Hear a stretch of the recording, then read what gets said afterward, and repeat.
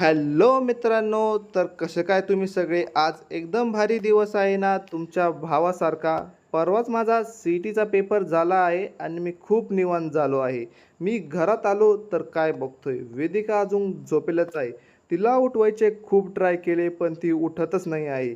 इकडे घड्याळात 9 वाजले पण आपली वेदिका काय उठलीच नाही. मग तिला आपण झोपून दिले व मी मम्मीकडे आलो. मम्मी काय करते बघायला. तर मम्मी बोलली, चल तुझे काम पाय. माझे झोपेचे नशे संपलेच नव्हते तर मम्मी काय बोलली मला कळलंच नाही. मी इकडे आवरून रेडी पण झालोय पण आपली वेदिका बघा मंजुलिकासारखी पुऱ्या घरात इकडून तिकडे मिरवत आहे.